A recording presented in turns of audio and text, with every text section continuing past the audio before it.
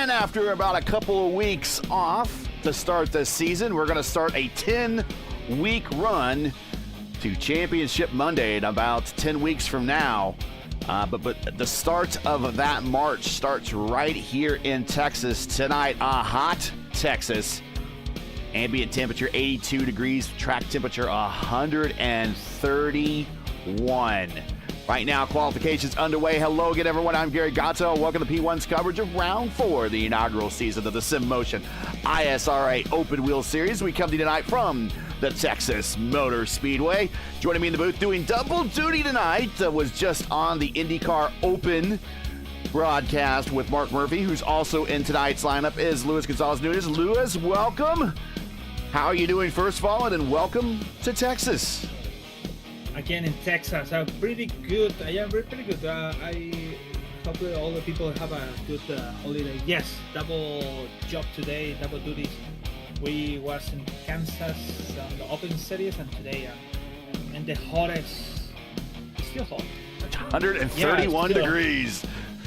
I don't know if the question is Atlanta this or it's Texas.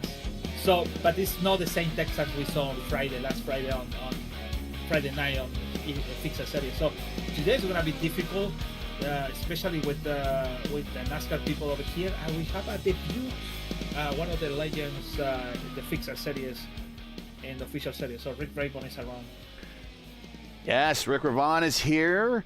We will talk more about him as we get into today's broadcast. Currently, provisionally, with about a minute left to go in qualifying, Michael Goodman, your pole sitter at 210.6. Rick right next to him at 210.5. Rigney lining up third at 210.4. Now he is down to fourth as Wags has moved to second on the grid with the 210.6.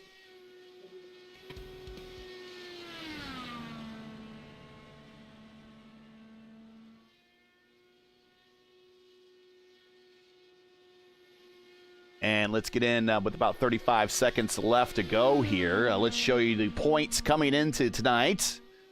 Murph is your points leader, followed by Clindy, Riggs, and Forsyth. We got Goodman, Wagner, Gallas, Murphy going to the top of the list right there. Just talking about him, our points leader, 211.2, our only car in the 211 bracket. Hugo Gallas 7th, Kirby 8th, Callisto 9th, Dean Darth Maul in 10th. That is your entire top 30 who's taken some time and a couple of laps already this season. That's everybody. And here is the schedule starting at Texas. Of course, next week is Pocono, then Auto Club, Kansas, and then we're on a big run from Otegi, New Hampshire, Michigan, Iowa, Charlotte, Chicagoland, and then we're wrapping up in Indianapolis about 10 weeks from today. Wait, the weather is gonna be coming up and up. Wow, that's pretty hot. And let's get an update on the temperature. It's 132.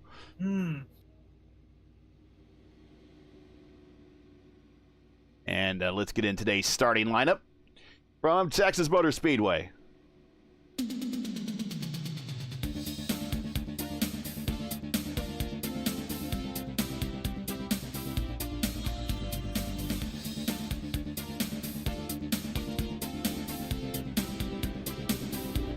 And there you see the pole sitter is Murph. Right next to him is Goodman. That is row 1. Wagner and Ravon, the ones all on row 2. Rigney to 00 and the 99 of Craig Forsyth on row 3. Clindy and Hearn back on row 4. Zorn and Gallas back on row 5. A good run for Hugo there, lining up 10th to start today off. And that's kind of not his normal MO that we expect to see Hugo. Normally he starts from the back. Today he decided to qualify, and look where he starts. 10, not a bad start for Hugo. Top 10 in the points. And then a little bit further back, we got Dalton and Maul back in row 6. Grandin and Kirby in row 7. Reagan and Herrick in row 8. Lee and Callisto back in row 9. Callisto chose not to take any speed. He is going to try to do the worst for first challenge. Joining him is Say Hey Lewis Hayes in row 10, and Ramsey right next to him. And Beard and Amon. Brian Beard making his first IndyCar start in a very long time. He's back there in row 11 right next to Amon. Kyle Lamont in the 22nd position in that McLaren livery. No longer Schmidt-Peterson involvement in that team anymore. That is all McLaren. That happened this week. And we're moving up in the front. After they win the F1 construction champion, they should be taking the charge in IndyCar. Maybe it's going to be a good for them. I think their drivers need more consistency if they're going to... Pato himself needs to get... I mean, he's a very popular driver, but yeah, he needs more consistency at the front. They want to go to Mexico 2026. I'm all for Mexico, especially if it's the Mexico City course. I think so. It's gonna go Pato to NASCAR in Mexico, so it's gonna be a huge stuff. So it's a lot of money there.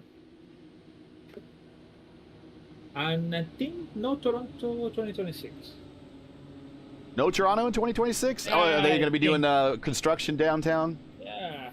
Ah. It's not downtown. It's in the close to the somewhere else. Nothing there.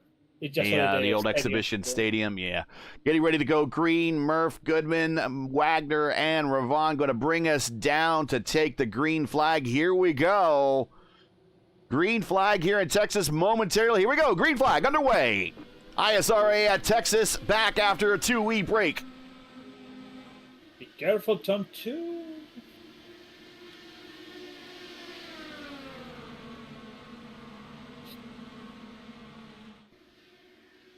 A little bump drop on Forsyth on Raybon. And those are two guys that have raced against each other a number of times. Clindy getting to know Rick for the first time. Rick on the outside of Rigney. Wow. He might have got Rigney a little loose there. I see all the ones hit the wall. Richard Hearn going slow. But yeah, kind of tough start. Maybe I'm going to take you maybe 5 laps. Kirby 3 wide going into 3 with Ball on the outside. Everybody trying to give each other a little bit of room here to start this race off. Avoid the net code. Wagner, purple lap, 2:09.3, getting up to speed.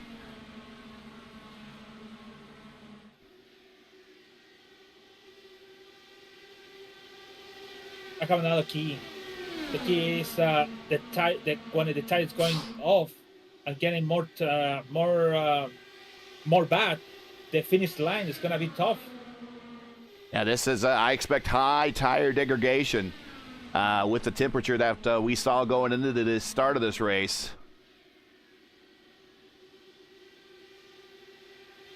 It is... Oh, we have a Jalisto on the back. 3 cars on the back. Oh, 3 cars. Oh, no. And Jim Herrick's involved. Callisto involved. Kyle Amon, I think, made his way through. Chad Dalton is on his lid. Reagan kind of just scoots on through. He was wisely kind of keeping everything in front of him. But let's see what happened and where did that start. I think Brian Bear's iRacing netcode, but he went through.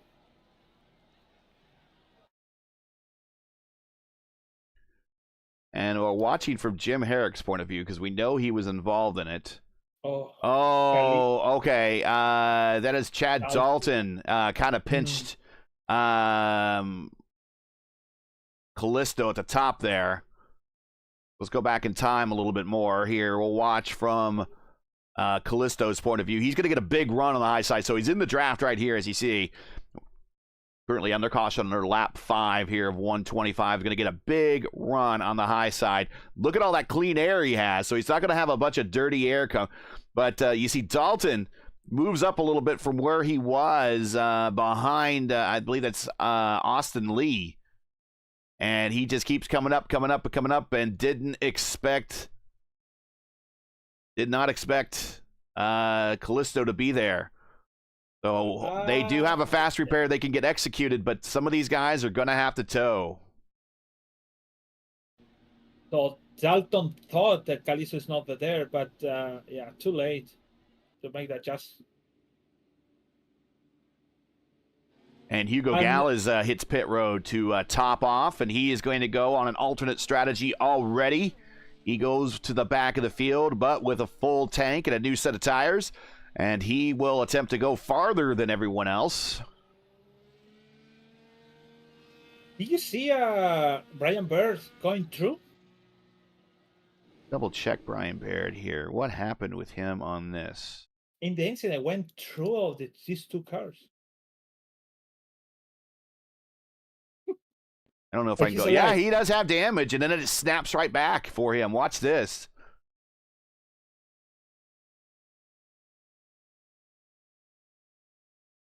And the whole track is Say Hey Lewis Hayes making evasive action. Oh, Brian. Yeah. Whoa, how does he not have some lingering damage from that? He might, actually. We'll check and see who executed a fast repair on these stops. Actually, I'm showing no one's executed a fast repair on these stops so far. Like Dalton, Herrick, and Callisto are going for long repairs. Kyle Am on pit road. He's looking to get topped off right now. Same thing with that he did with same thing that Hugo Gallas did.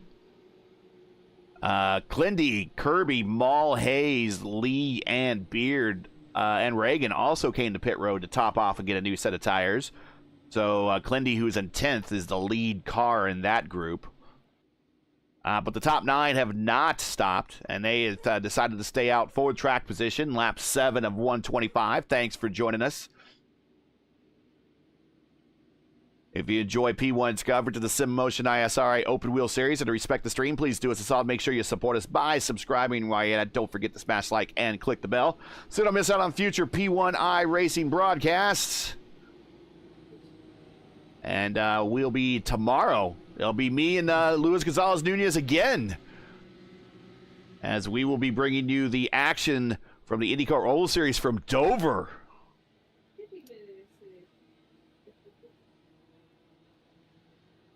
Getting ready to go green here, coming to lap 8. Green flag, green flag. And we're back underway.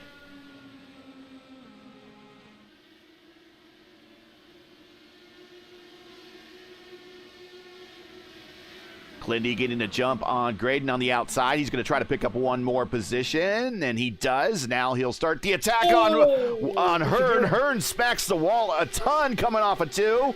Clindy will get another position, move Clindy up 2 spots just on this restart alone. He's the only one with new tires, so yep.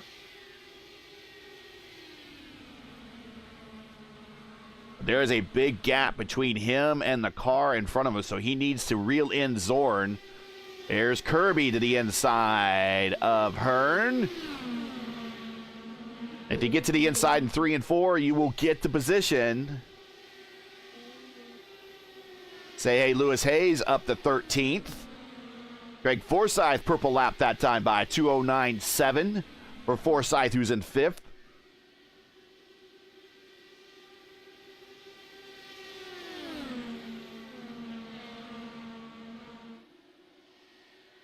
Wagner taking a look on the outside of Murph, coming out of 4 down the main straight. Murph, your points leader coming into today's event.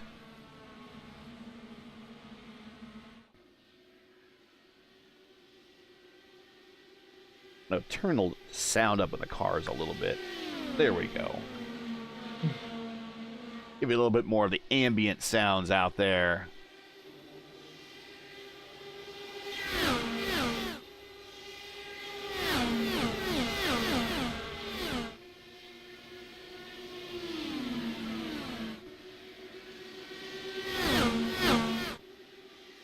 Wagner to the inside. No!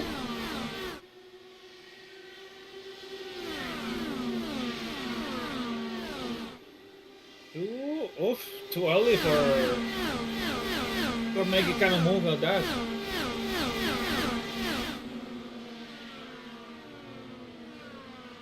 Lionel Callisto showing that he's fast right now. He's at 2:10 flat, but he is currently 2 laps down, back in 19th. But he's showing that he has some pace. the former Truck Series Season 1 champion and the Xfinity Series champion that we had here in the ISRA. In the top 10 in points for the Open Wheel Series, but a rough start to today's race. Now joining the battle is Rick. Rick there in the old Rick Mears throwback from the early 80s. The gold Charger.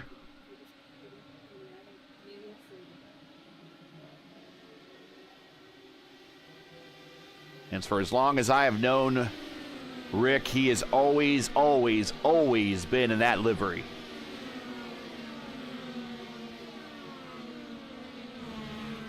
That's even going back to the IndyCar Racing 2 days. Ooh! Oh, yeah. Forsyth in the wall coming off a 2. How hard did he hit? We'll watch him.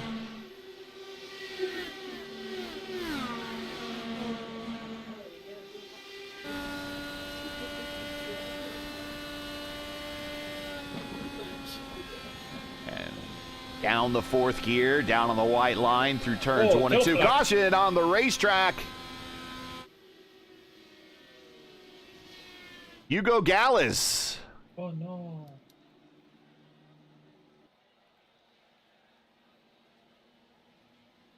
See what happened. Oh, got in contact. He and Darth. Oh, geez, right next to. What a wicked hit. Right next to Lewis Hayes. How Lewis missed all that. Oh, Jim Eric again involved. Team Mall going to the line of the Galas. This is what it looks like from Maul's point of view. So he's going through 3 and 4 on the outside. There's a car on his outside. Gets to the quad oval. He's giving him room. Still giving him room. Oh, no. And just run out of room right there at that second dogleg on the front stretch on the quad oval. Hard hit. Oh, you know what? I remember me this Jim Garrick and Galas? Sanardi. Yeah. Oof. And let's watch from Lewis Hayes' point of view. How did he miss this? Watch this. Here we go. Watch Lewis Hayes. Number of drivers coming to pit road right now. Chris Reagan staying out. Watch this. Watch this from Lewis Hayes. How he missed all this with this. Watch this rebound. Boom! Right through your living room.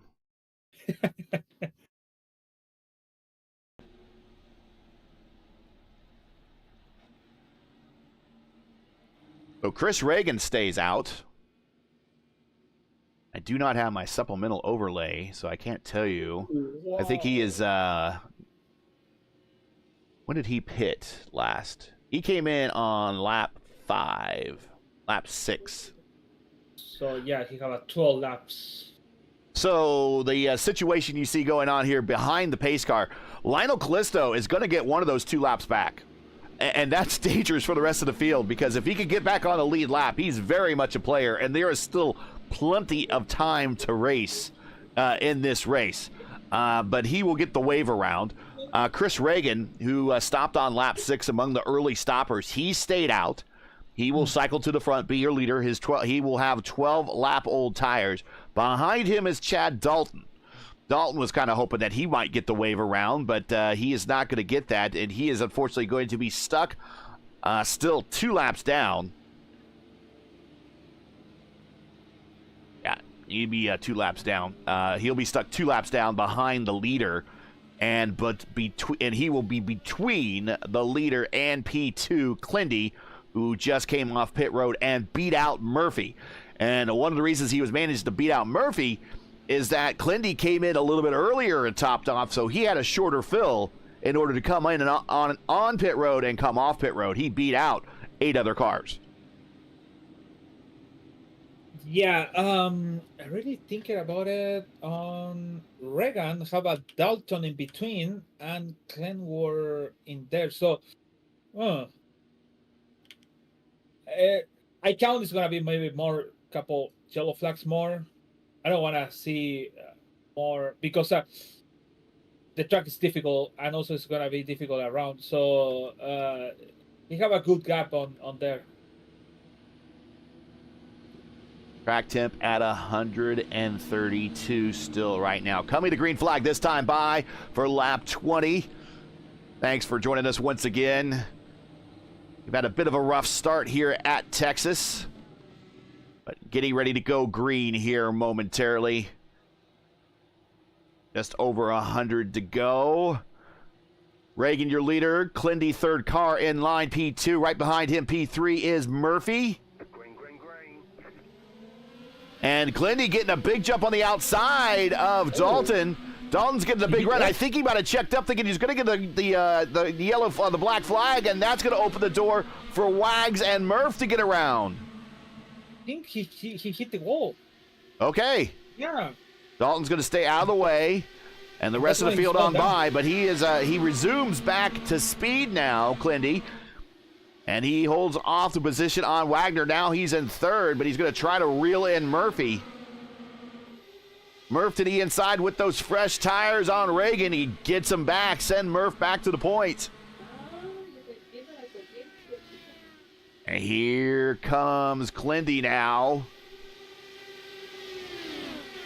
Zorn to the inside of Kirby. And right there, Rick doesn't have a place to go, so he's just going to have to be patient.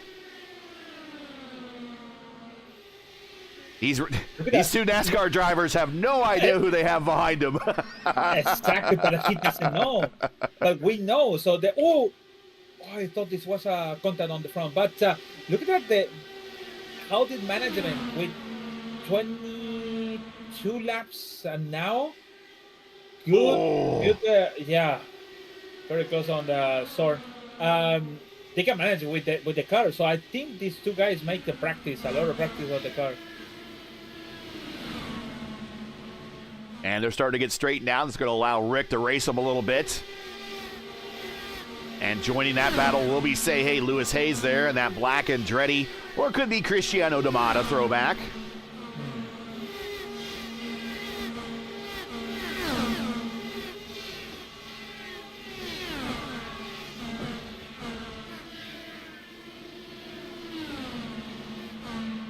Here goes Rick underneath Brandon. He will get the spot there. Hey Lewis Hayes going to try to follow him on through. He's going to stay on the bottom through 3 and 4.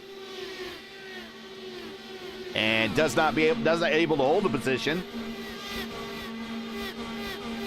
And that car that you see that is right behind, that is Beard. That is Lionel Callisto. He's already moved up a number of spots. He's trying to march his way back to the front of the field so he can get back on the lead lap.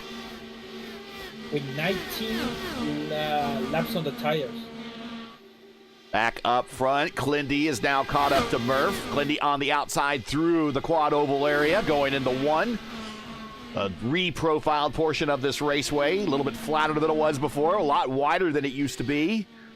Now down the backstretch, then into 3 and 4, and the original 24 degrees of banking. Oh, Dalton, Spoon. No, to the inside off of 2. He's still rolling. We're not going to go caution, but he probably is going to come to pit road. They have to. Yeah, it's coming down. We're on green. And we are still green. Let's see what happened to him. He just, did he catch the apron? Not quite. He just got loose. And the back end just comes right around. Back up front, Clindy and Murph still fighting it out. Oh, fade to the inside. Clindy's going to stay there. He's going to have the position going into 3 and 4 for the lead. Clindy back to the points.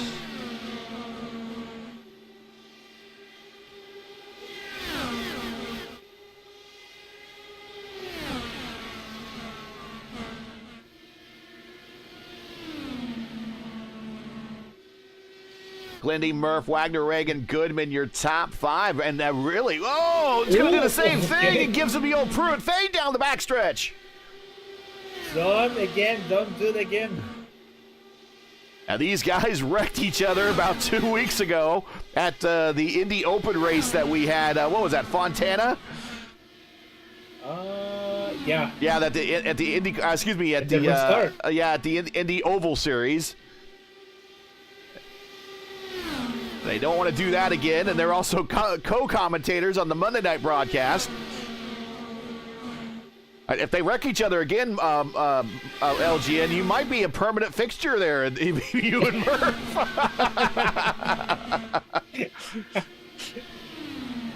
Clindy, Murph, Wagner, Reagan, Goodman, your top five. There we're seeing Rick Ravon now. He's moved up to 8th.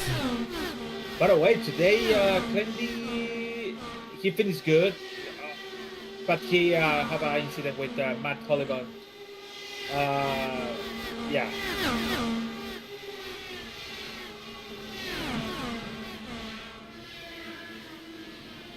Zorn hanging on. Look at Zorn on the bottom on Ravon.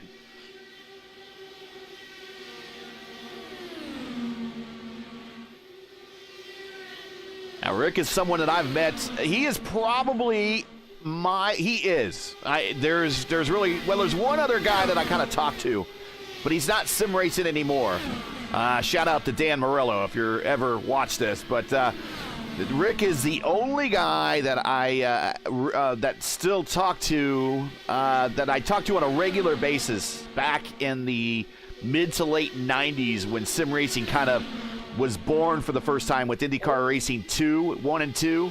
That's how I met him. We had leagues very similar to this, but they were offline leagues. And what you did is you had to run your race, and then you submit your results, and you would be compared against everyone else, and then that's how you would be ranked for your finish. So we weren't exactly online racing with one another, but we were racing one another. And he was extremely fast, under a different alias and everything back then. But that was kind of the early days of the internet and sim racing. I've known him since so I'm going on now almost 30 years that I've known this guy. Oh, what are you? That's what Raymond said. Rickety loose off of 2, excuse me. He recovers it, but he lost a lot of track position. Now he's back to 10th, and Callisto on by. Sorry, didn't mean to cut you off, LGN. No, it's okay. Good recovery on Raymond. That's what Raymond said. I am sim racing for a long time ago. I was like, wait, how you gonna sim racing? It started in 2000 something else. Yeah, we some of the names that we started with back then. Mark Cohn is one of those guys that I've known from back there. Butch Davis, George Sandman. Those are about the only ones that are still racing to this day.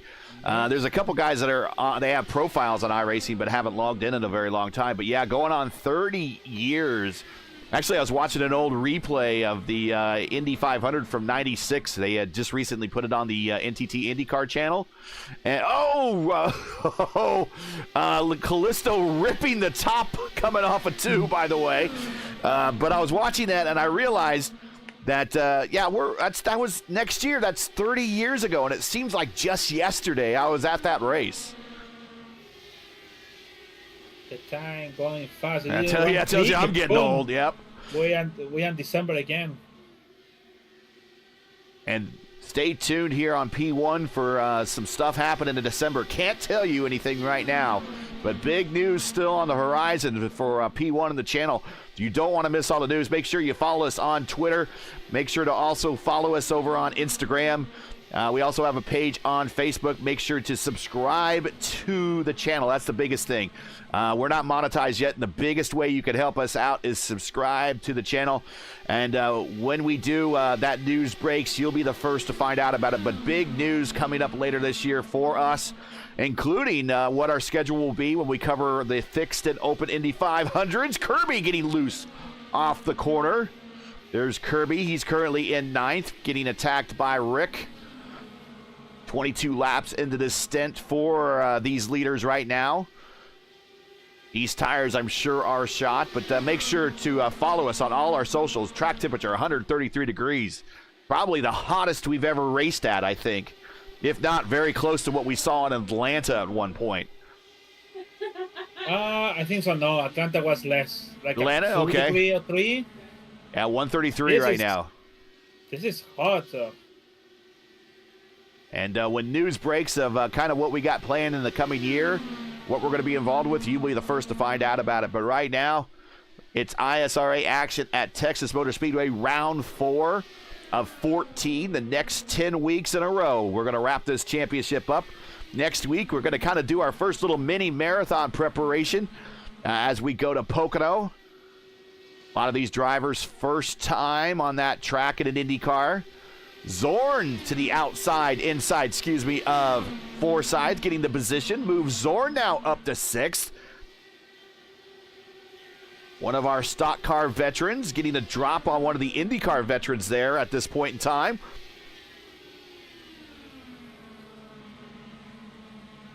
So Zorn has just as many starts in a stock car as Forsyth has in an IndyCar.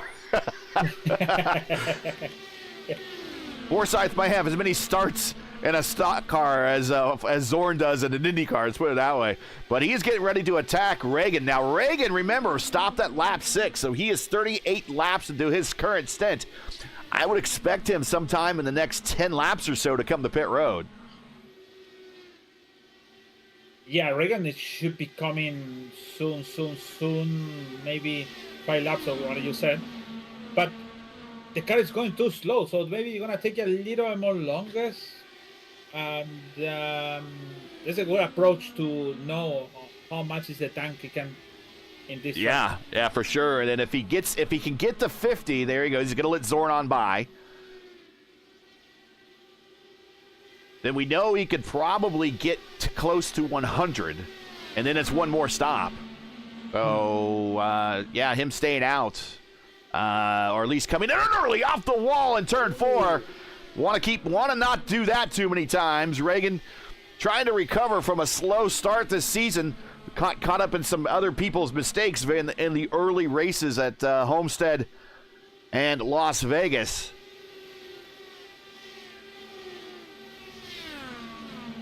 Meanwhile, back up front, it is Murph, it is Clindy, it is Wagner as they've started to separate themselves a little bit. Murphy now leader by 4/10 over Klindworth. And then Wagner a second back from that battle. Rigney now 4th. Zorn now moves up to 5th. And Zorn riding the bottom and getting the drop now on Rigney. He'll have the position going down the backstretch. He'll get right up in the draft. Probably next time going in the 1, he'll have a shot at this position. We'll watch this battle. Zorn and Rigney. Zorn, a couple wins in the truck series that when we hosted that before we started our open wheel series. Here's Zorn on the bottom. Watch him rotate this car. Now he's going to pull alongside Rigney. He's not going to have the big run down the backstretch, but he's going to have the position going into 3.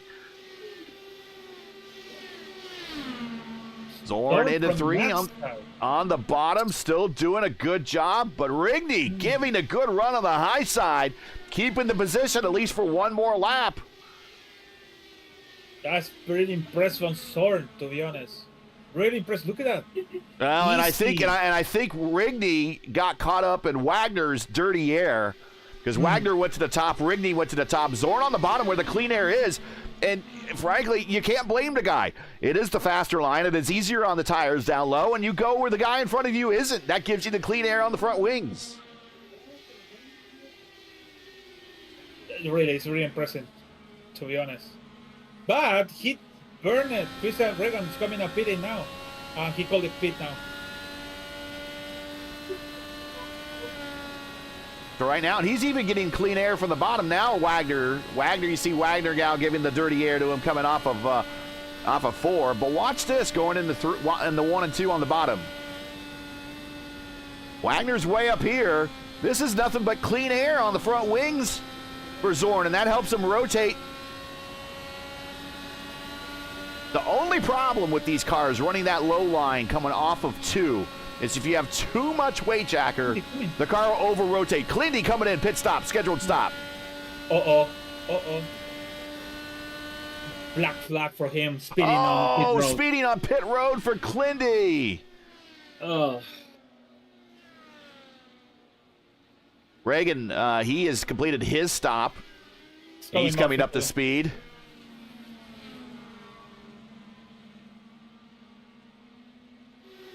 Murphy. Oh no, Murphy. Murphy pit road. Did he do it too? Clear. I don't think he did. We'll see. It is clear. Clear. Clindy though, long wait on pit road. Not what he wants. And Murph coming to pit road. Wagner coming to pit road. Both those guys safely on. So now they just need to hit their marks, come up on the jacks, get a new set of Firestone tires, full tank of Shell fuel, and then back out and not speed before hitting that line right there. And then they got to navigate this very flat, very slippery apron to get to the blue line and the blue cone, and then they can come back up in the traffic. And there we go, right there. And Murph did come out in front of Reagan by a full straightaway.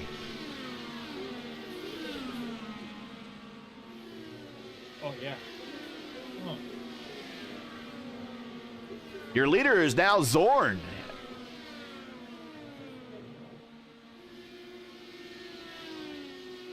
Zorn, Rigney, Forsyth, Goodman, Rick Ravon now up to 5th. Kirby 6th. Say Hey Lewis Hayes 7th. Brian Beard 8th.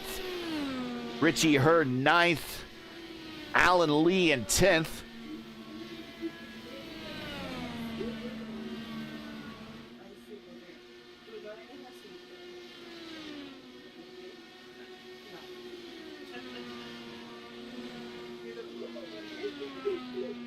We're going to see who else comes to pit road here, as we're expecting any of these drivers at the front here anytime soon. Zorn 39 laps into his stint, Ridney 39, Forsyth 39, Goodman 39, Kirby 39.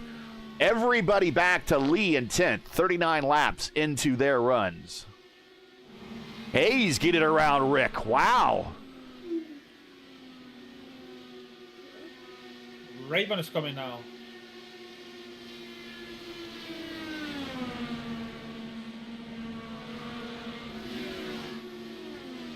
And a good entry on the pit road for Rick, getting down to the limit on the limiter. Unlike when we race the stock cars here, these guys have a speed limiter. That's a button they push on the dashboard or on their steering wheel, and it'll prevent the car from going over a certain speed on pit road. But the thing is, you got to hit the button before pit road. And he's going to slide into a spot on the marks. Going to get a new set of Firestone Firehawks. Full tank of Shell fuel, and at 59 laps for Rick Ravon, his second stop of the day is done. Now he comes up to speed. We'll see where he cycles out.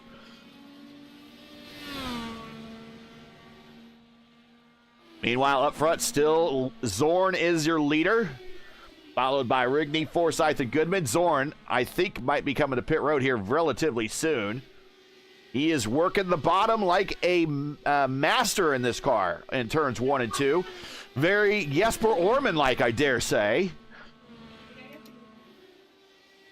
Yep, here he comes, pit road. Zorn, the leader. That turns the lead over to Rigney. 42 laps, now 43 laps into this run. Kirby picking up second spot. Lewis Hayes now third. Rigney's coming now. And we'll watch Rigney when he comes down the pit road here.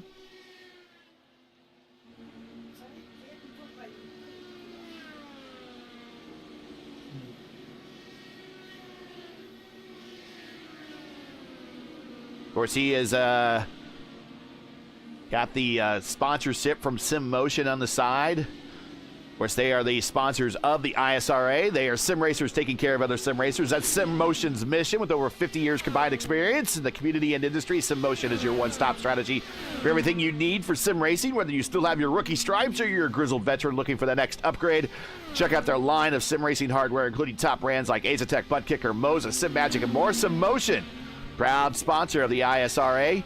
And on the side there of Mike Rigney's car, visit their online store today or follow one of their socials. All the links you need are in the description. Rigney will rejoin the action back in 7th spot.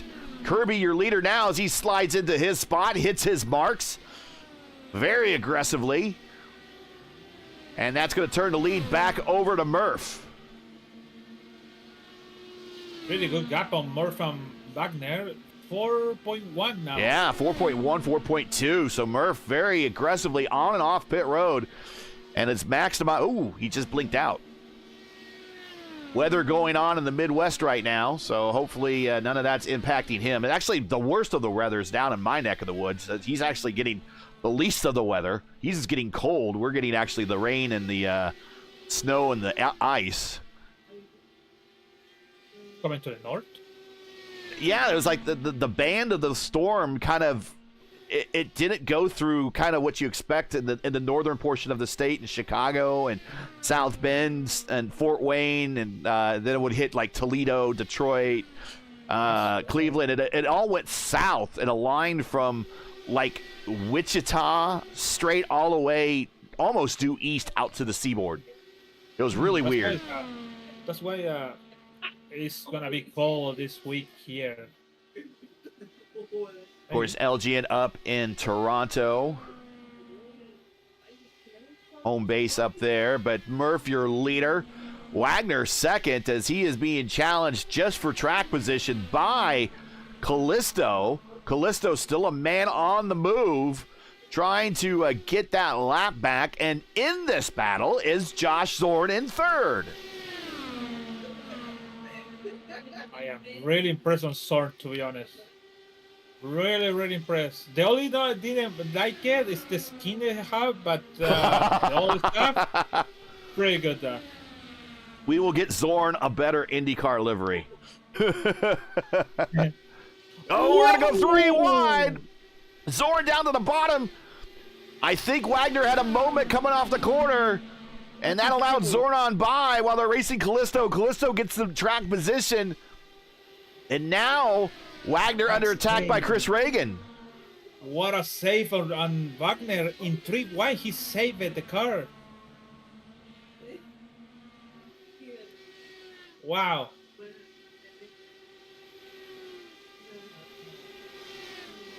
Track conditions, not much has changed.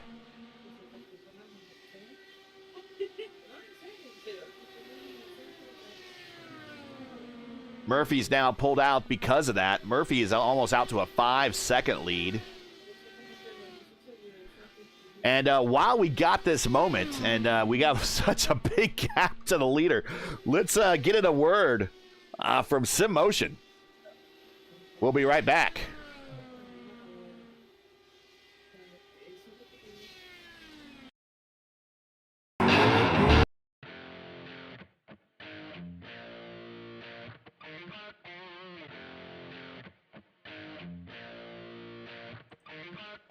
With years of experience and a passion for customer service, Sim Motion is a trusted name for Sim Magic products.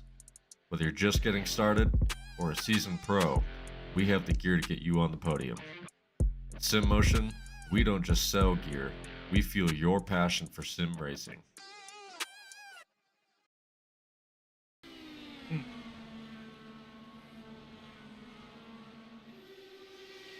And we're back watching one of the closest battles on the racetrack between Rigney and Forsyth. This is a battle for 5th.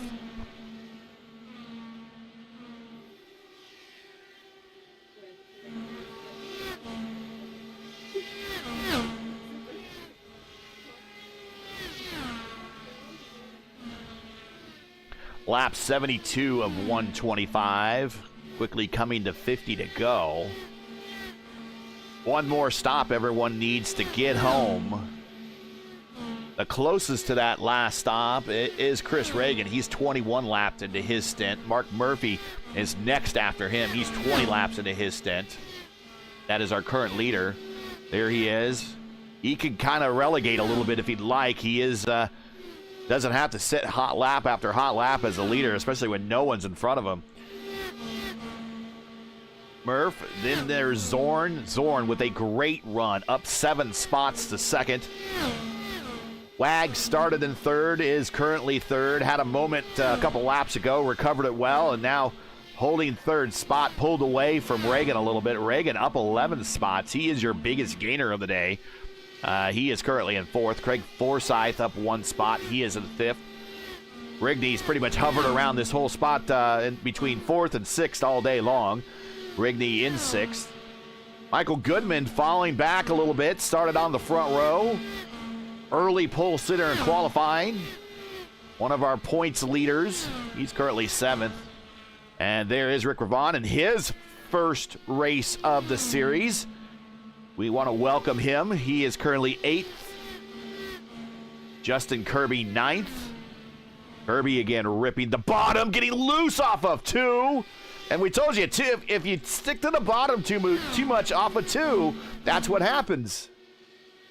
Yeah, it's gonna re-burn the tire. So it's gonna burn the tire with that and getting loose. So he needs to coming back to the original line. It's middle, high, close to the wall. Yeah, I think he's adjusted a little bit, and he's a little bit wider exit this time to allow the car to unwind. Brings it out to the wall. Right behind him, former Indy 500 runner. Finished 3rd place in the 96 500, the one I was just talking about. In the real Indy 500, Richie Hearn, currently 10th. Brian Beard is 11th. This is quickly turning into a close battle on the racetrack. Brian Beard, Lionheart veteran.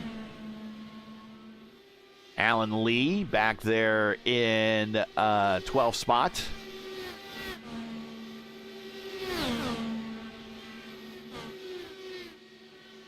Say hey, Lewis Hayes. Say hey, Lewis Hayes up 6 spots to 13th. He's had himself a great run.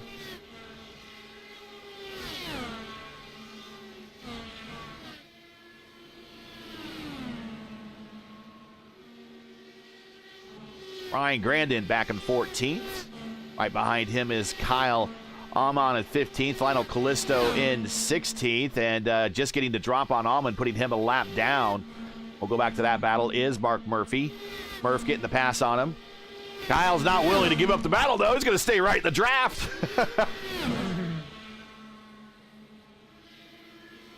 Careful not to follow too close. You'll get that arrow wash. Smack the wall, and right there, Murph starts pulling away a little bit. Next up, though, is Grandin. Glindy, unfortunately, got caught speeding. He's back in 17th. Not happy about that, I'm sure. Hugo Gallus, 5 laps down in 18th. I'm sure he's not going to be happy about his performance either. Gallus with the podium earlier this season, top 10 in the points.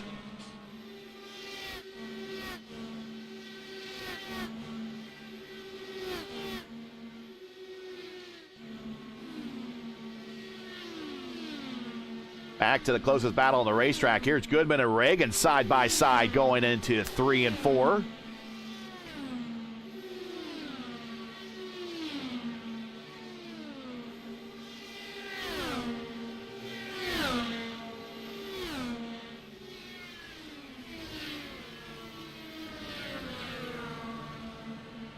And Goodman getting the position over Reagan, so move Goodman up to 6th. We'll get you to the next battle on the racetrack is going to be Say Hey Lewis Hayes and Alan Lee. The battle for 12th. Lee using the high line to that side of the racetrack. Hayes staying low. 83 of 125. Thanks for joining us, everybody. If you're just joining us, this is P1's coverage of the Sim Motion ISRA Open Wheel Series coming to you from Texas, where we've now got 83 laps in the books of a scheduled 125. If you're enjoying P1's coverage of tonight's race, make sure to smash that like button, subscribe to the channel, and ring the bell for future iRacing content, including tomorrow night, me and LGN be in the booth, 7:15 p.m. Eastern Time, IndyCar Oval Series.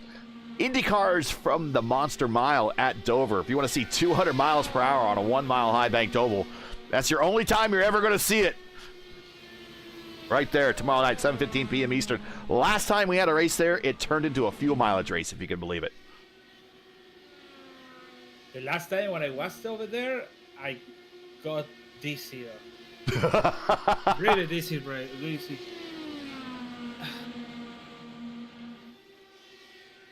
Oh! Granted into the wall off of 4. If he's okay. Do you want to know something? What? Soren, 2.8 now. Yeah, he's started to dig in a little bit. And let's watch here. Last laps. Thorne faster by a 1/10 that time. Getting close. This time, a mile an hour faster.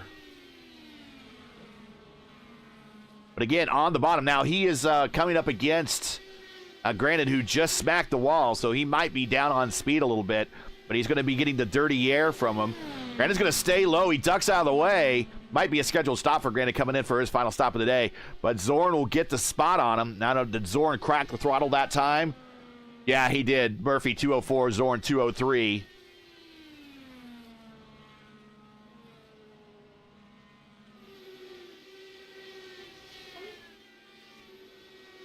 There is your gap now, 2.9, now 3 seconds. So maybe Mark has picked up the pace a little bit. Some of these guys have live spotters, maybe hearing their radio, hey, man, the guy behind you is starting to catch up. You got to pick it up a little bit.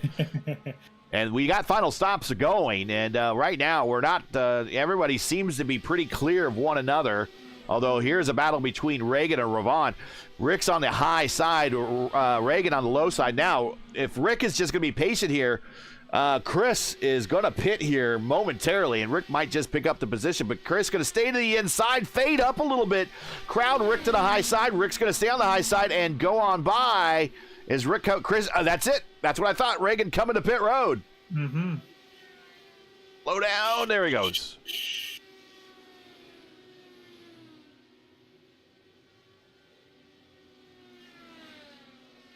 So this is a final stop right here. Final stop. And Zorn coming on pit road. Final stop for Reagan. Oh, no. That's speeding. Oh, no.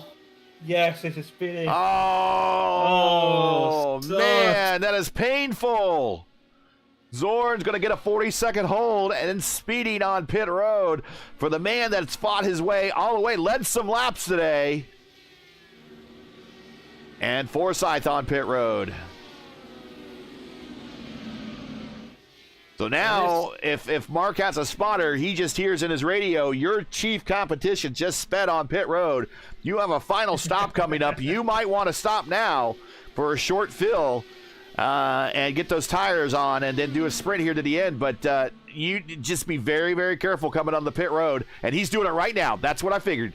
Right now, going to answer the call. Very conservatively coming to the line. Look at that. Well below the 45 miles per hour speed limit, even before the cone, knowing that he has this in hand. All he needs to do is get a good stop here. And if we're green to the end, this should be his race to lose. Coming down pit road. Final stop right now for your leader, Mark Murphy. Zorn coming off of pit road right now after his 40-second hold. Wagner coming on the pit road. Down and away, final stop.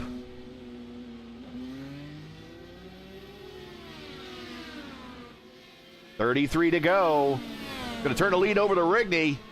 Now, this is where Rigney and Goodman and Rick and Kirby and Richie, they all want a caution right now. Come on, caution. And Murph, now being down a lap, does not want a caution. He'll get the wave around, but he's going to lose a ton of track position. Yeah, so one yellow flag is changing with Rigney, Goodman, Raybon, Kirby, and Richie Hearn, and Hayes as the top six, sorry. There's Goodman. Getting the position there on Kyle. Kyle's done a good job today. He's up 13 spots to 8th. He's coming to pit road. Did he slow down? I think he got there. Kyle Almond making his first start in the series. Rigney. Oh, Kyle Almond have a meatball flag. Oh, he has a meatball flag. Yeah. Oh, so he's gonna come to pit road and probably get the fast repair executed. Or he's gonna get optional repairs done and not. No, he's gonna roll off. The only driver who's used a fast repair today has been Herrick, Maul, Dalton, and Gallus. Callisto's used a fast repair. Grandin has used a fast repair. Chris Reagan has used a fast repair. Everybody else has not used a fast repair. Here's Rigney in the tire tracks of Hugo Gallas in 18th. Rigney, your leader, currently 36 laps into this stint. Trying to make it go as long as possible. Catch it for two with his caution. Wow! Kyle Almond on front of Richard Hearn. And Richard Hearn called the pit and he saved it. Wow. And that is the caution that those leaders were looking for. Amon's going to come and pick back up the pace car before he comes back into pit road. But let's watch and see what happened. So he is coming to pit road. So it's a meatball flag. So he probably needs to answer repairs. And he might have a damaged car also. So this is why the car is not handling. Here comes Richie Hearn. Oh, he caught the apron. And then watch this. Oh. Wait, Richie Hearn. Oh no. Let's watch Richie Hearn here. Hmm. As he is going to have a front row and center seat to a Code Brown moment. There we see Amon coming up the speed. I believe that is in front of them. That is Reagan going by. And watch this. We'll remove the vertical here so you get to see a little bit more of the screen. Watch this. He sees it, and then the back end, here it comes. Whoop! And Richie scoots on by.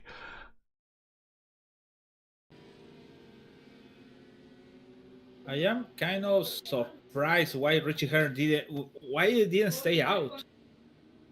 So Rigney coming to pit road as the leader. He's going to hit his stall and get a complete service done as he's going to roll on out. Goodman on pit road. And this is going to shake things up, folks. This is going to shake things up. So let's see where Murph is. And so I think Murph might actually pick up the lead. Gallus will get the wave around. So we will the standings will update when they cross the start-finish line next time by. As you see Kyle getting the fast repair taken care of, and he is all fixed. Oh, 26 to go. I think. So Murph for me in the standings said 1 minute and 5. That's when I send my standing. Okay, so maybe he gets the wave around. I guess yes. I think he's going to get the wave around. So this is okay. Here comes Gallus. Gallus going to come down, answer some service, get out of the way, and then Murph will get the wave around. So will Beard. He will get the wave around. This is not what Murph wanted. Remember, I said he does not want a caution to happen here. So now he's going to have to hustle his way around. Beard getting the wave around. Lee will get the wave around. Forsyth, this is not what he wanted. He's going to get the wave around. Reagan, same thing. Callisto, still 1 lap down. Ravon will come back to get on the lead lap here. He's going to be in 8th. Hearn 9th. Hearn's already in line, it looks like.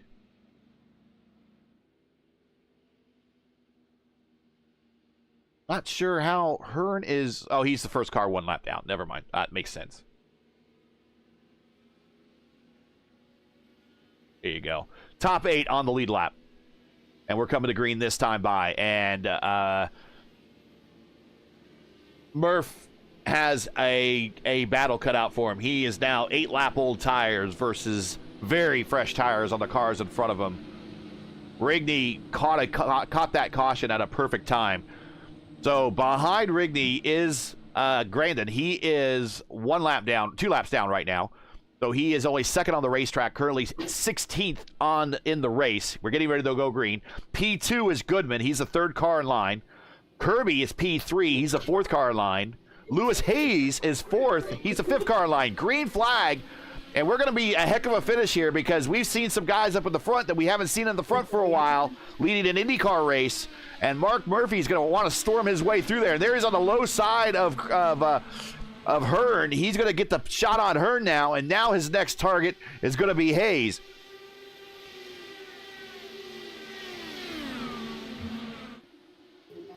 Rigney, right now your leader, and he has a little bit of a buffer right behind him with Grandin, who is currently in 16th.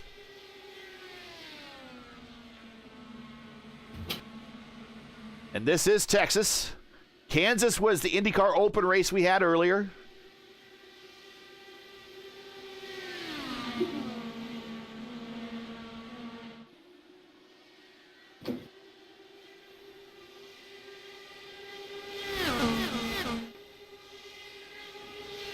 Rigney, the admin, host with the most, as we call him here, of the ISRA. One of its founders, currently the leader right now, 22 to go. Clean racetrack in front of the leader.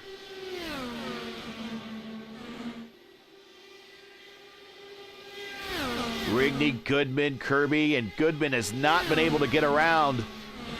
Fastest lap that time turned by purple lap. Craig Forsyth 210.4. So Craig on the move, and he knows he needs to move because he's going to lose contact with Murph. Murph taking a look to the inside of Say Hey Lewis Hayes. I don't think Lewis can. Lewis is going to have the newer tires, but Murph just forces his way on through. Murph's going to rip the high side, but he's going to have a ton of momentum coming off the corner. Going to get the position. Still side by side with Hayes. Hayes tucks back into the draft. Here's Kirby. Now to the inside. On the outside there of Goodman getting the position. So move Kirby up one more spot. Kirby looking to become the first to win in the stock cars and the Indy cars here in the ISRA. Oh, interesting. 19 to go.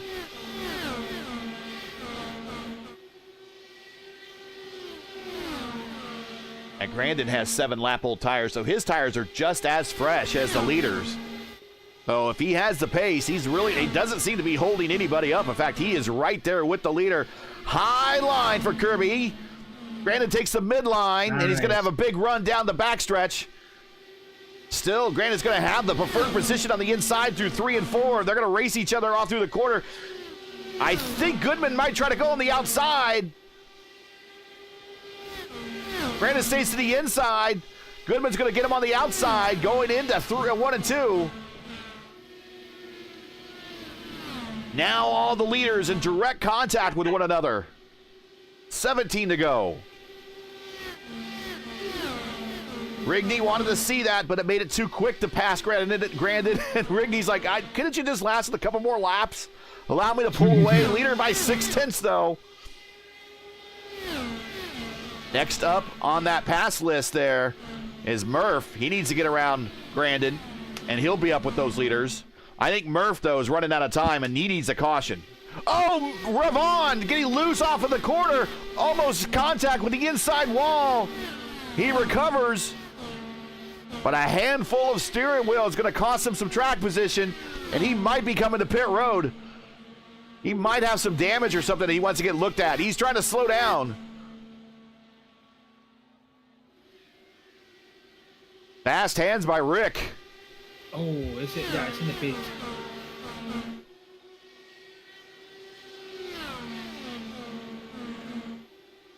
So there's your. He hit the wall. Yeah, very hard. Yeah. And he's going to, get. And then looks like Reagan is on pit road. He had some incident that we missed. He's on pit road with a bent left front and a missing nose wing assembly. Rick's coming back on the racetrack. 14 to go. It is Rigney. It is Kirby. It is Goodman. Top 3. So Reagan, same like it happened with Reagan, but worse for Reagan. So he hit the wall in the inside wall. Oh, Kirby might have caught the turn 2 wall a little bit. Now Goodman on him. Goodman looking high, getting the clean air through 3 and 4. Rolling down off the bank and getting the momentum coming through the double dog legs of the quad oval. He is there on Kirby. The gap between the two, only 1/10 of a second. Rigney, defensive position to the middle of a racetrack down the backstretch. 12 to go. Coming to 11 to go. Rigney, Kirby, Goodman, top 3. Murph is now around Grandin, so is Forsyth. Can Murph run these guys down? Can Forsyth join the battle? Rigney again, defensive position down the backstretch, in the middle. Coming to 10 to go this time by. Because Murphy have a little bit of the clean air, he can come in to maybe 5 to go on the group. There we see speeds. Rigney 269, 2069 for Kirby, 2064 for Goodman, 2063 for Murph as he's starting to reel this group in.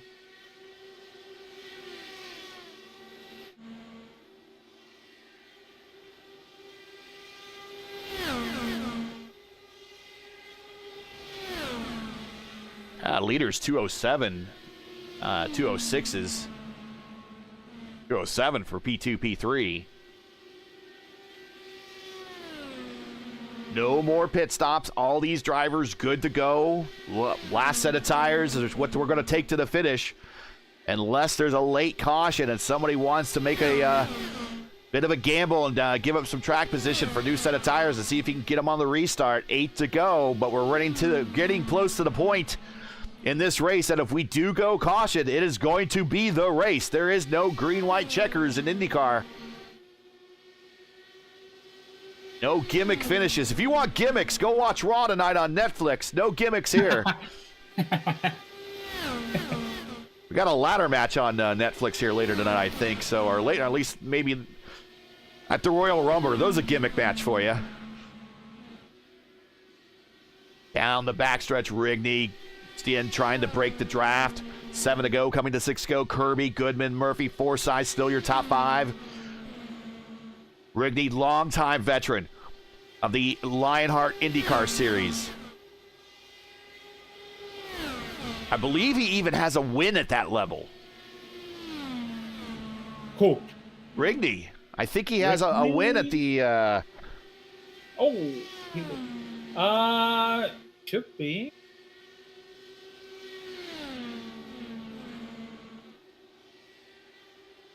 We're watching this battle.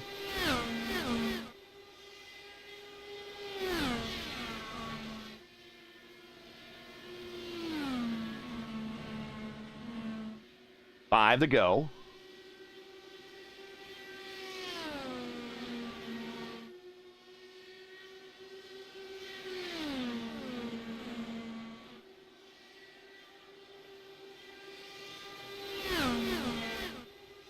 Yes, Rigney, 85 starts in the Lionheart Series.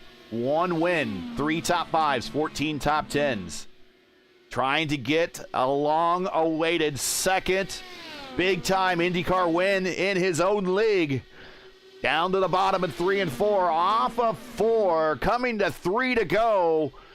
Kirby's trying to desperately reel him in.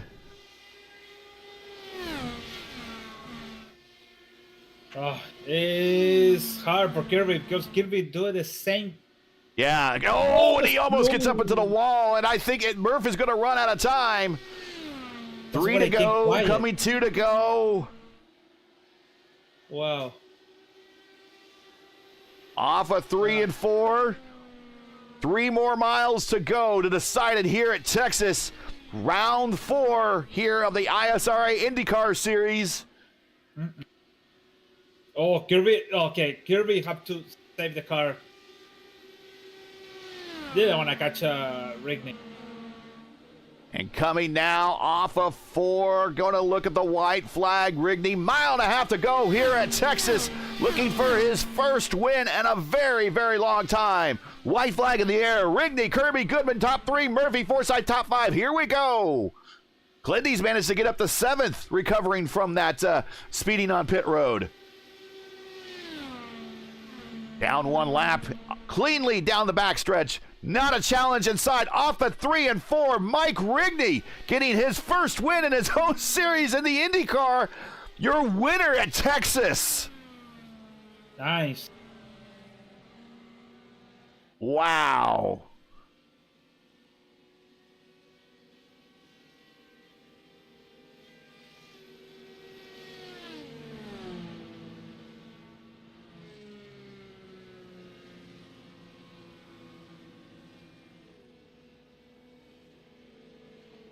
Heartbreak for Clindy with the 1-2 week mark, and then the yellow flag with Mark. Wow.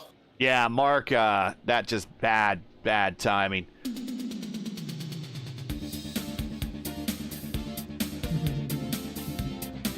So Ricky said, I have enough gas for make the burnout. This is what happened like last time when he ran out of fuel. There was another one where we were expecting him to finish on the podium or something like that, and next thing we know, he ran out of fuel like midway down the backstretch. But he's going to burn down the grass in front of the on top of the Geico and the Xfinity and Coca-Cola logos. They're not paying us, so go ahead, burn them down.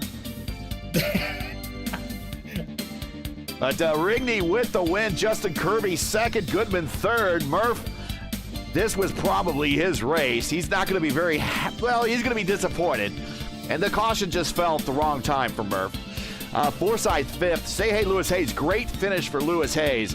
I was shouting him out earlier, and he finished 13 spots better than where he started. He's the biggest gainer of the day. So say hey, Lewis Hayes there in that Andretti 96 throwback, or maybe it could also be Cristiano Damata, but I think it's more of a Michael Andretti throwback. He is sixth. Clindy recovers to seventh, but speeding on pit road is going to be costly. We'll see how the points shake out with him finishing seventh. Callisto, another kind of getting caught in the incident is kind of what ruined his day, but still came home eighth. Not too bad. One lap down, recovered one of those laps. He finished 10 spots better. Zorn really was the driver to watch for about 3/4 of this race. He finished ninth, but got speeding on pit road. Richie Hearn dodged a couple bullets on the racetrack. He comes home 10th. Wagner, not exactly where he wanted to finish. He was up at the front at the start, but coming home 11th, one lap down. Austin Lee 12th, also one lap down. Beard in 13th in his first start back in the series. Rick Vaughn had a handful coming off of quarter number 2 and caught it, but did smack the wall a little bit of damage, but still brings it home one lap down in 14th. Not bad for a first start in a while for Rick in this car, 14th.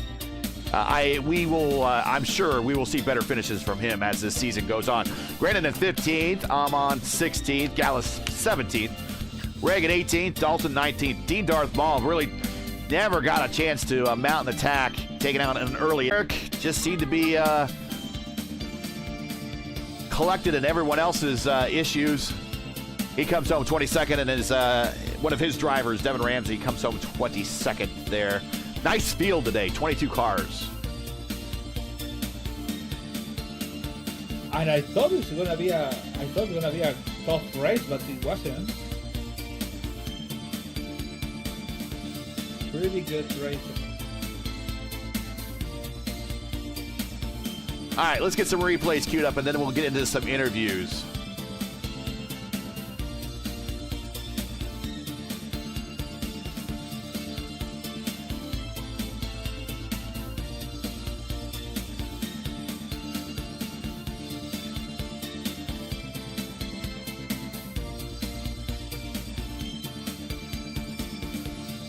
I don't know where we didn't check the temperature there at the end. Did it get it even hotter? Oh, it stayed the same. Stay the same. Okay. Yeah.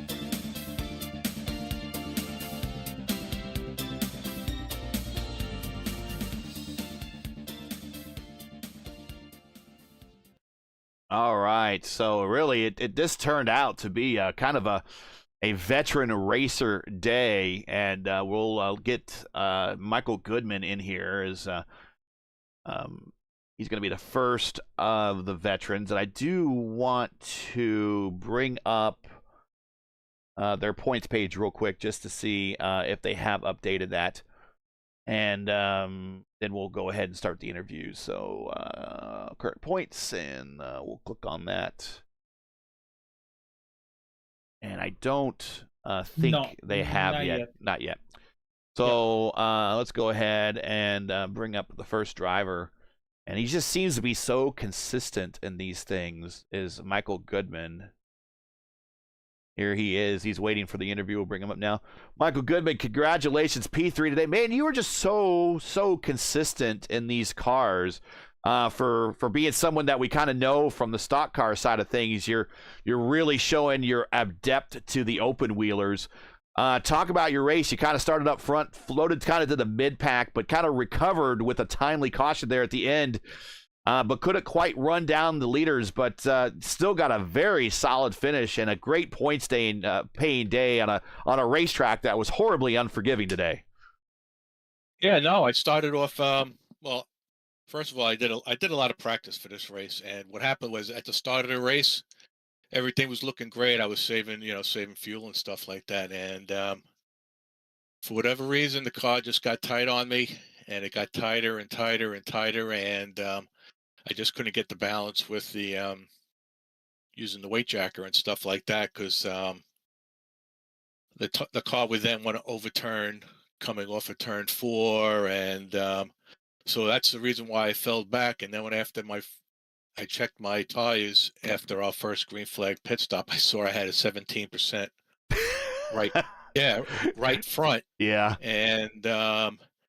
And my rear tire was like 55, and I was like, okay, I know what I'm doing wrong. I was driving too hard into the turns, because my next stint, my tires were 55 and 56, something like that. Yeah. So I was able to adjust my driving style to not destroy the tires. And then on that last, when that flag came out, it just saved me, because I probably would have finished in the top 10, but I wouldn't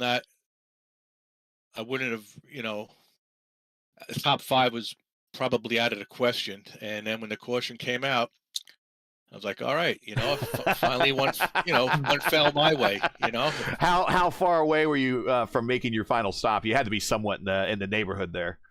I had a half a gallon left. Oh, another lap or two. Another lap. I was going to pit, and then the caution came out, and it was like perfect. And then, I put fresh tires on, put a little bit of weight jack. I didn't use a lot. Probably that was, again, because I couldn't really get a balance on the car on older tires. And Justin beat me on the high end, and on the high line, and passed me coming off of turn 2. And I was fortunately able to, hold on to third place. So it was definitely a treat to, to get. Well, you definitely earned a cold one after this one. Plus, it was just a hot racetrack out there, and I think everybody had their hands full. It was up to 133 at one point for the track temp, and I think that's about the hottest we've seen in the open wheel series. But shout outs, friends, family, sponsors. I mean, a heck of a race today. You definitely earned it, so go right ahead. No, thanks again. Obviously, I want to thank you guys, Gary and Lewis. You guys do a great job with the broadcast. I want to congratulate Mike Rigney for winning the race. That was, if you want anyone, if you don't want to win, you want that guy to win, because he Fair enough. Yeah, he's done a lot of work. So, yeah, so 2 thumbs up for him. I just want to give a thank God to Sim Motion, who's the sponsor of the league. I haven't got him the last time around, so I just want to thank them. And really, I just want to thank all the competitors again, because we had a lot of green flag run, and the cautions were limited. Yeah, we got a Giggles running around in here somewhere. We're gonna call you Mr. Giggles, Luis. Okay. Well, we got the points updated. So Mark Murphy still is the leader of points. He has a 5-point lead over Rigney. Clindy still hanging on to the top 3. He's third with 387 points. And Michael, you are sitting there in 4th, tied for 4th right now with Forsyth with 384. So we're starting a big 10-week run to the finish. Still well within the points championship. Heading off to Pocono next. We'll get to see the tricky triangle, 3 different corners, 3 different bankings, 3 different radiuses, you name it. It's going to have your hands full next week. So we'll let you get on an early start to your practice. But man, congratulations. Great run for you to here today.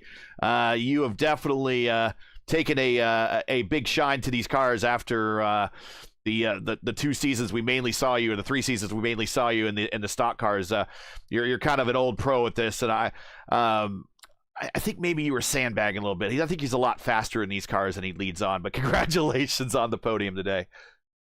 Well, just to interrupt you, I'm sorry, but I actually started with the open wheels. I was in Lionheart from the get-go, so I did start with the DW12 and the IR18. Ah, okay. It was the tin top cars that I never driven before, and that's what I did those 3 seasons with. I never drove those vehicles before, so Wow. Okay. So yeah. So what we now known as now opposite. He's actually an open wheeler that did pretty darn well in the stock cars as well. All right. Mikey was in the Speedway Series. That's right. He was in the Speedway Series. Yep. Yes. Yeah, I was in the Speedway Series too, and I don't think I had as good a results as you, and certainly not as good as results as Lewis got. Lewis got one of those wins, so I'm jealous still. Yes, he did. I actually watched his win on the broadcast. I think it was Charlotte, right? Yeah. Yep. Say that. Fuel. Yep. Fuel saving. I remember. Well, congrats, Michael. We'll catch you at Pocono at the Tricky Triangle next week.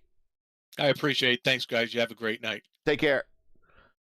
And okay, so we now know that Michael is. I thought you know. No, I try to keep up with many people as possible. I don't know everybody. Yeah. I should know everybody, but I don't know everybody. I'm not Donald Davidson at the Speedway. Let's see. Michael Goodman here. 80 starts in the Lionheart series. Nice. 29 top 5s, 50 top 10s. Okay, so yeah, just got me beat stat wise. So I remember one in New Hampshire, and yeah, what I did to him. I don't remember. I hit him. I killed him. I don't remember. Yeah. Let's bring up the brakes on. Yeah. Well, let's bring up Justin Kirby here. We do know Justin as a stock car guy. Justin, congratulations. Best finish in the Indy cars. Fortuitous time, but got the caution. Got up in the top 3, got around Michael Goodman. Just not enough time to catch Rigney for the win, but a great finish for someone that's not used to driving these cars. Talk about the race. Again, extreme conditions out there. A hot racetrack probably made it for some slick going out there. Yeah, it was. It was treacherous once you got back past the top 3. Just it was 1 and 2, like it was hunt a line and hope for the best. Because I mean, if you just had a little too much, carried a little too much speed through center, the front tires would start to wash out, and then you were just feeding it more wheel and just destroying the tires as you went. So, which is what I ended up doing the first long run. I ended up bagging the wall about like 20 laps into that run. I had to drive the last half with a beat up car, so I had to get in, get the fast repair, and then just run smooth. And because once you get in the pack, unless your name is like, well, actually I don't know, it's so hard to make moves and make pass people and make big gouge gains and not lose time later, but by beating the car up. So I was just trying to make do, try to keep the right front on it and save a little bit of fuel, see how long I could run. Because as fast as these cars are, you pit, you lose a lap. So it's taking the risk of running long so you don't get pinned on pit road is that I kind of like to play that way if I don't think I've got the speed to run up front. In these first 4 races of the year, as being someone who has not raced the open wheel car regularly, what have you learned the most? What is the one thing that you've kind of picked up in these first 4 races? And granted, they're all been at, I think we've all been at intermediate tracks. We haven't really gone from an intermediate track yet. So what have you learned in your first 4 races here in the open wheeler? So easy to lose the nose in traffic. That's the biggest thing. And I would like to see what I could do if I could get out front, but qualifying is such a big deal. And there's such a finite process you got to do to get that extra 10th. It's just, I don't quite have that down, and I don't, and I'll be honest, I don't practice as much as I used to. So my experience gain is kind of slows up a little bit, but qualifying up front helps out so much, but also just learning how to run the traffic, run uh, keeping air on the nose so that the front tires aren't doing all the work. I mean, it's so finicky if you just miss. Like, you could have like 2 or 3 really good laps, and then you have one bad corner, you throw it all away and actually lose time. Well, you seem to be on the high end of the learning curve. Already 4 races in, get the first podium here, a P2 at Texas, which is a challenging track. I mean, it's challenging insofar as all the other intermediate tracks that we've been on have been kind of symmetrical, whereas this one is kind of the first track to kind of throw one into the racetrack different than the other. Of course, next week is going to be the ultimate of all the non-symmetrical tracks at Pocono. But really, the way we see this is, if I keep this up, we're probably going to see you on the top step here sometime later this season. We've got a big 10-week run here. So I don't doubt that we'll see you get that first win at some point. But congratulations on the P2 today. Any shout-outs, any friends, family, sponsors you want to say hi to? You kind of know the drill from doing the stock car interviews that we did with you. Same thing here. If you got anybody, go ahead and shout them out. Just want to say thanks to the guys I normally run with my team, Black Magic, Brent, Brian Irby's kind of an honorary member. He's somebody we ran with for a long time, back in the early days of iRacing and pre-pandemic, yeah, just can't thank the Moza wheel enough, because it's helped me out so much. And just being smooth, the direct drive, such a generational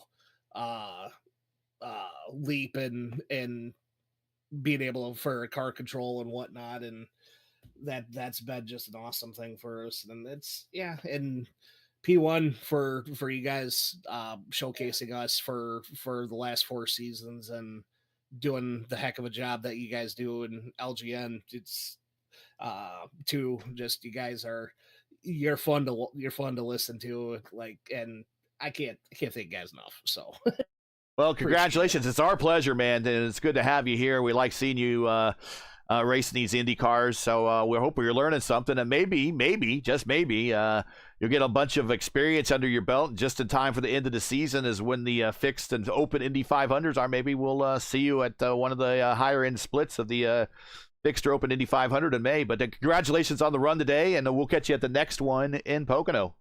Yeah, thanks a bunch, guys. Yeah, see you next week. All right, so we're gonna bring up now our winner. And we're going to razz him here a little bit here, Lewis. Well.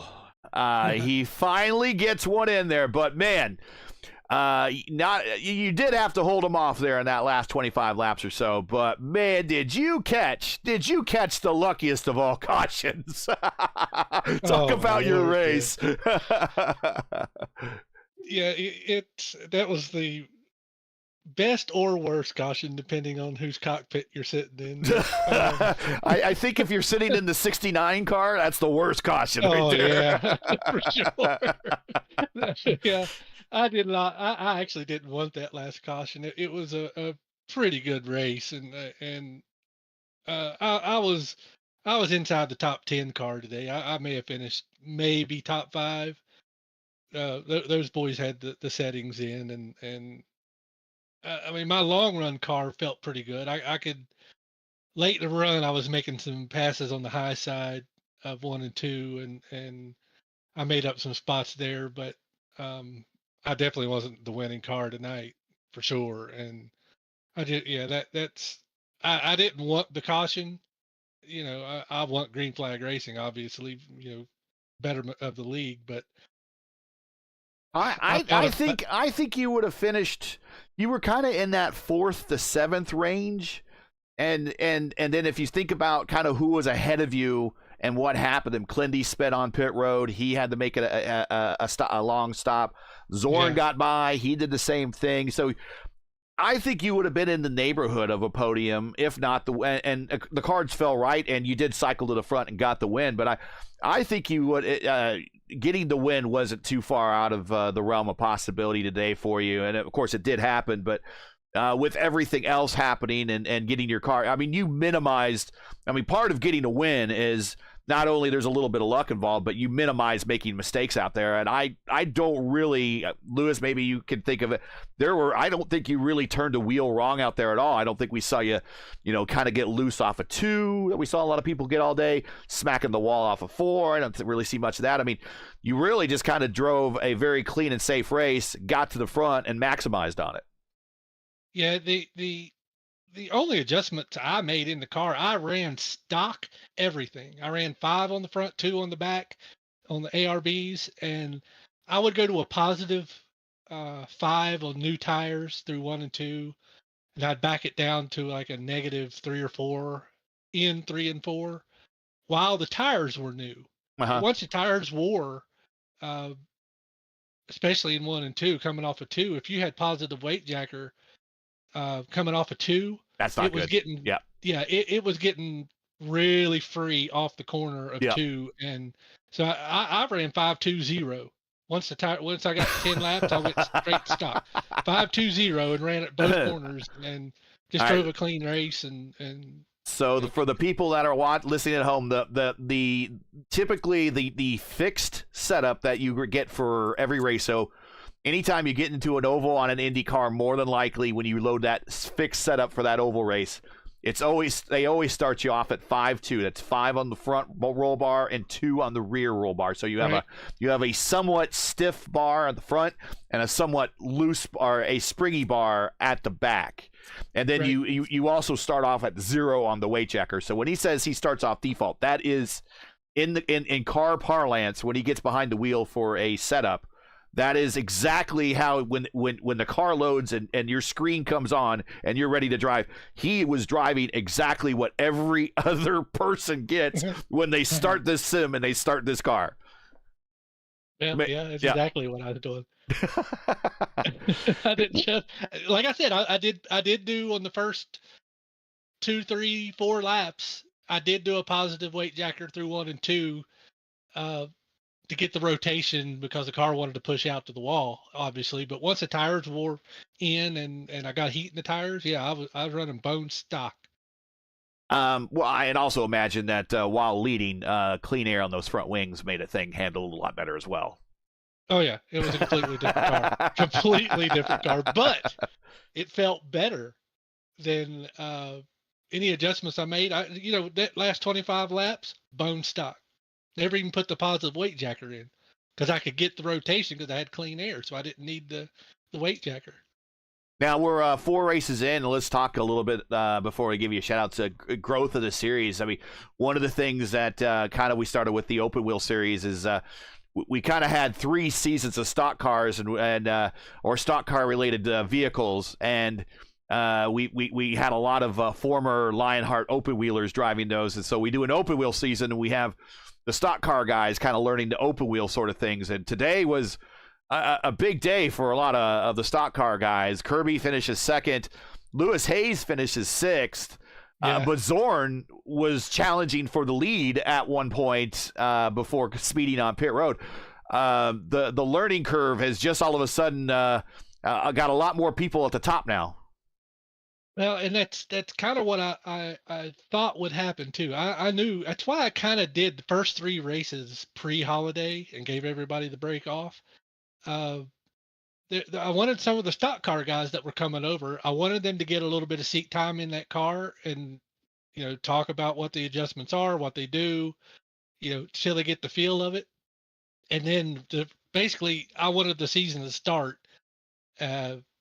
Hard racing at race 4 at tonight, and to see Josh up there and Lewis up there, and I knew it was just a matter of time for them to get the feel of the car because everybody in there from first to wherever I'm at 27th, however many guys I got, they're all talented drivers. I mean, there's no what's the word? There's no noobs here, right? I mean, they're all talented, extremely talented drivers, former Lionheart guys, guys like Clinty and Craig Forsyth and Mark Murphy and those guys who race this car all the time. At some point, the stock car guys' bell curve is going to catch up, and it's not going to be such a steep angle that everybody's going to be racing on the same plane, which is kind of what we're I think we'll know next week, but I think that's what we're starting to kind of see. When Josh was up there, when he passed me late in that run, I didn't care. I was excited to see. Look, there's the stock car guy. He's getting the hang of this thing. And he left me like I wasn't on the track. I was like, well, that's typical for Josh. So I'm ecstatic with how we're coming along, and it's just talented drivers from Xfinity to trucks to open wheel to I think whatever I would put them in, it would be some pretty awesome racing just because of the talent level of everybody here. Exactly. And I love it. It's awesome. I think that kind of bodes well coming. I was telling this to Kirby, where this was kind of the first track where you needed to learn how to manipulate the car to get it to handle a little bit better, despite what you just said about driving around with the default setup. I find that this track there's a lot of involvement of the weight jacker and everything, but next week will be the king of irregular racetracks when we go to Pocono. So these guys are kind of learning at the right time, and I got the schedule up on the screen here so everyone can take a look at it. But before we let you go, go ahead. Go ahead. I was going to say Pocono is to me. Pocono is the epitome of what the best IndyCar track is Pocono. I llove that track. Well, it's my only Lionheart win. Oh, we were talking about your Lionheart win during the broadcast. So that and a lot of people don't know this because IndyCar doesn't race there anymore. But Pocono was built specifically for IndyCars and IndyCar in mind when they built that racetrack. So unfortunately, they don't go back there anymore. But the initial genesis of that racetrack was for the USAC Champ Car Series back in the day. So Pocono. It'll always be on the schedule. Just so you know. I hope it comes back for real. But any shout outs, friends, family, sponsors you want to say hi to? I know you got them, and I know you want to definitely shout out the guys at SimMotion who gone out on a limb with you guys and a big sponsor of this series, and you probably can't thank them enough. No, SimMotion has been an excellent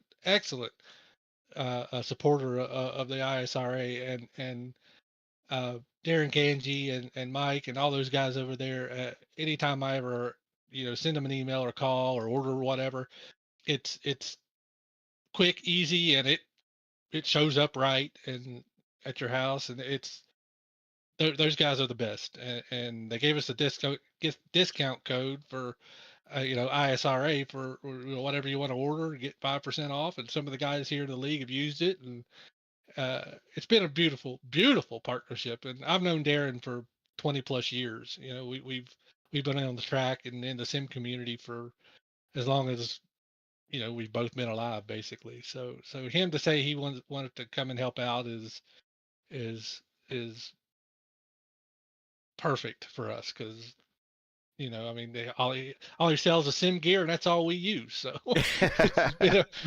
it's been a good partnership with him, and my only other shout out is obviously to the guys who come in and race each week in and week out. I don't mind to put the money and the time in and do points and build schedules and test, and I don't care to do any of that work, because those guys are coming in, they're racing clean, they're racing hard. There's no bad attitudes out on the track. You don't hear anybody flaming each other in chat, and it's just a bunch of friends coming to race and having a good time week in, week out, and I love that. That's what we're after, and so thanks to all those guys that come out and race. And there's been a lot of new guys show up this season for the open wheel, and they've all just filed right in line and been great new additions to the series, and I like the direction we're headed, and that's the way I'm going to keep it headed.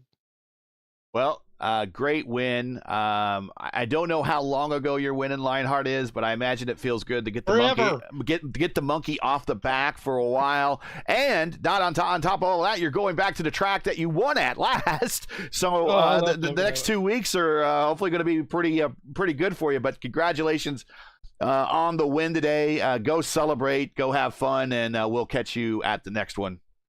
I appreciate your time, and all the work you guys put in for us at P1 Broadcasting, and the quality work you and Luis do, and I thank you guys very much. I mean, it's always fun to go back and watch the race, and everybody in the league says it. So hats off to you too, Gary and Luis. We appreciate everybody, and appreciate everybody racing, putting a great product on the racetrack, and then it just you put the drama out there. We'll go ahead and report on it. So you guys do a great job. So thanks for bringing the excitement, and then we just call it the best we can. That we'll catch you at the next one here in the next week at Pocono. But congratulations on the big win today. Appreciate it. Thank you, fellas. Good night, Luis. Behave yourself. Hey, yo. Lewis like, I ain't gonna behave myself. Well, Lewis, big win today for Rigney. I will admit I probably didn't see that one coming, but he did what he needed to do. He minimized mistakes. He drove his car, kept it off the wall, got it in a position to where when the caution did fall, that it fell in his favor. And he comes out the leader and clean racetrack, and a handful of laps to go, maximizes all that, and gets his first win in a very, very, very long time. I thought it was gonna be the winner of Murphy or finish to the Clendy.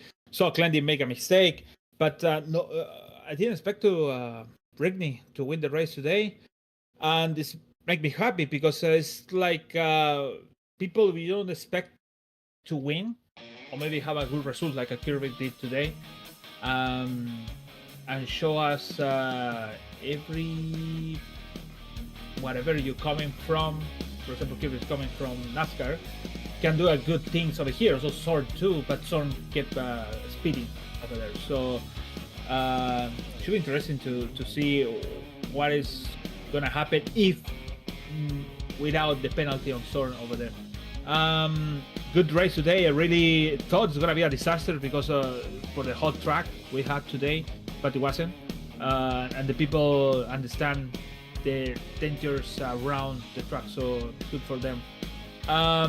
Next one, I wanna say it's gonna be hot too, but it's pretty much easy to work with the track. So it's Pocono, and I think it's gonna be a good race. I hope I wanna see the same feel around.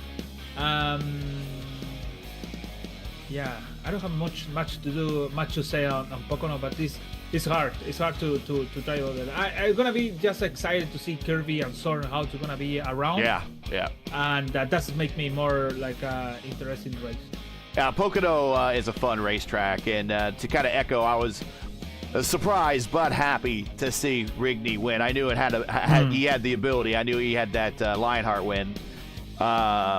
And if you can win at the Lionheart level, you are truly beating the best of the best at the Lionheart level. But that's a major fixed setup league. So if you're beating people over on Lionheart, you're beating the best of the best. But he's been a great supporter for the channel, great supporter to me personally, and it's always good to see good things happen to good people. And so congratulations to him getting the big win today. Well, that's going to do it for tonight. Let's get on out of here, give everyone back their Monday night so they can go watch Raw on Netflix if they want. But that's it for today. Once again, your podium from Texas, Mike Rigney with the big win. Justin Kirby, best finish in the IndyCar, coming home second. And Michael Goodman, another podium. He comes home third. Join P1 again next week for round 5 of the inaugural season of the Sim Motion ISRA Open Wheel Series. The teams and drivers head to Pocono Raceway in a race to prepare for the upcoming Triple Crown events. This is going to be one of our longest races of the season next week. So you want to check it out. Coverage begins around 9:30 p.m. Eastern. Just check us out then. And remember, it's an all-new league. It's a new season, new time for the channel and everything. So as always, for the correct broadcast time in your area, you can find everything right here at YouTube at youtube.com/@P1 Broadcasting. Now, as you know, the YouTube algorithm game is not easy, so please help support P1 with the weekly grind. Leave a comment below to let us know your thought of tonight's race, and if you enjoyed tonight's coverage, support us by smashing like in the video. If you're new, click subscribe, and while you're at it, hit the bell for weekly reminders so you'll miss out on more of P1's other iRacing programming, including tomorrow night. It'll be LGN and me at 7:15 p.m. Eastern Time, IndyCar Oval Series at Dover. That's 200-mile-per-hour Indy cars on a 1-mile high-banked oval. What could go wrong, right? That's tomorrow night, 7:15 p.m. Eastern. Don't miss it. The ISRA is sponsored by SimMotion. SimMotion is sim racers taking care of other sim racers. That is their mission.